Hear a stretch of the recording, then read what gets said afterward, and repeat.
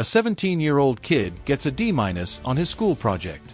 His teacher calls it unoriginal and lacks creativity. But this kid doesn't throw it away. Instead, he mails it to the White House. And today, you see his design every single day. It's flown on the moon. It's draped over heroes' coffins. It's waved at protests and parades. Over 200 million copies of his failed project exist right now. The American flag has changed 27 times. And honestly, some of those changes happened for the dumbest reasons you've ever heard. But we're getting ahead of ourselves. Let's rewind to 1777. Picture this, a brand new country, fresh off declaring independence from the world's most powerful empire. 13 colonies that just became 13 states. And they needed a symbol, something that screamed, "We're not British anymore." So what did they do? They took the colors red, white, and blue, which, ironically, were also Britain's colors. But here's where it gets interesting. They decided on 13 stripes, red and white, one for each state. But the stars, that's where the genius came in. In the blue canton, that's the fancy word for that blue rectangle in the corner, they placed 13 white stars, one for each state in this unlikely union. Delaware, Pennsylvania, New Jersey, Georgia, Connecticut, Massachusetts, Maryland, South Carolina, New Hampshire, Virginia, New York, North Carolina, and Little Rhode Island. 13 stars in a circle. Why a circle? Because no state was more important than another. Equality, right there in the design. But then America did what America does best. It grew, and it grew fast. Vermont and Kentucky joined the party. So they added 2 more stripes, 2 more stars. 5 more states wanted in. Tennessee, Ohio, Louisiana, Indiana, Mississippi. And suddenly, someone in Congress looked at the flag and thought, wait, if we keep adding stripes, these things are going to look like pinstripes on a businessman's suit. So in 1818, they made a decision that would change everything. The Flag Act. Keep the stripes at 13 forever, honoring those original rebellious states.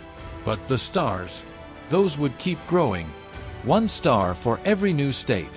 Forever. Brilliant. Scalable. Very American. Now here's what most people don't know. There's a rule buried in that 1818 Flag Act that still exists today. When a new state joins, you don't just slap a star on the flag immediately. Oh no. You wait.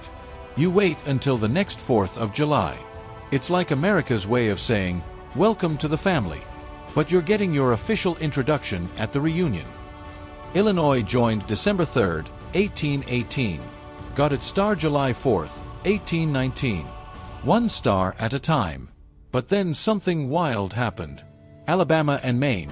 Yes, Maine literally broke off from Massachusetts like a teenager moving out. Both joined within the same year. So on July 4th, 1820, the flag didn't go from 21 to 22 stars. It jumped straight to 23. And for the next few decades, it became a star-adding marathon. Missouri, Arkansas, Michigan, Florida, Texas, because everything's bigger in Texas, including their ego about joining. Iowa, Wisconsin, California during the Gold Rush, Minnesota, Oregon, Kansas. But here's where the story gets dark. The Civil War begins. Southern states are literally trying to leave the United States. They've got their own flag, their own government, their own army. But you know what the U.S. flag did? It kept their stars. Every single one. Even as Americans shot at Americans, the flag said, you're still part of this family, whether you like it or not. That's either incredibly hopeful or incredibly stubborn. Maybe both.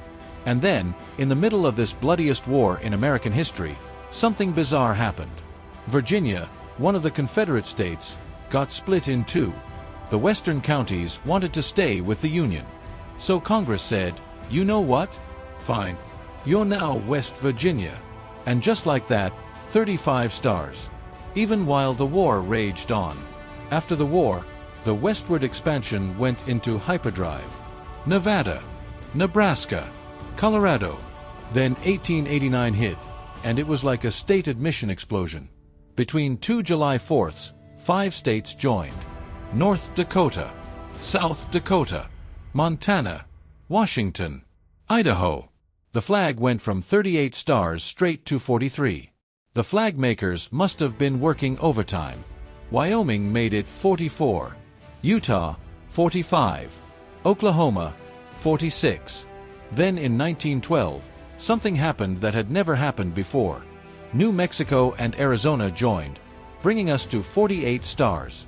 But here's the kicker: for the first time ever, the US government said, "Okay, everyone, this is the official star pattern. Stop making up your own designs." Because yeah, for 135 years, people were just arranging stars however they wanted. Circles, diamonds, random clusters. It was flag chaos. 48 stars. And then, silence. For 47 years, the flag stayed the same. The longest stretch in American history. 2 world wars. The Great Depression.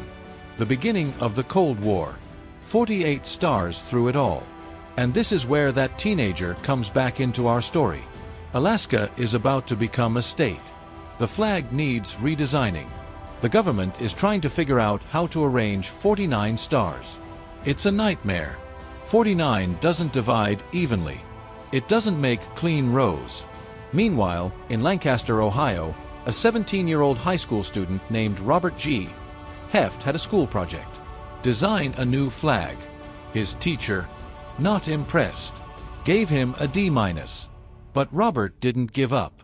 He sent his design to the White House. And when Alaska and then Hawaii joined, making it 50 states, guess whose design got chosen? That's right. The flag you see today was designed by a teenager who got a D- on the assignment. His teacher changed his grade to an A. 50 stars. Arranged in alternating rows of 6 and 5.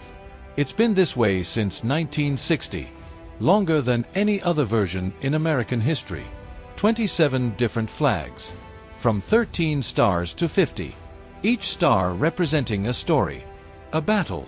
A dream. A community that said, "We want in." Some of those stories are beautiful. Some are ugly. Many involve land that wasn't freely given. But every star on that flag represents real people who built something, for better or worse, that had never existed before. Please like and subscribe for watching more interesting stories about United States.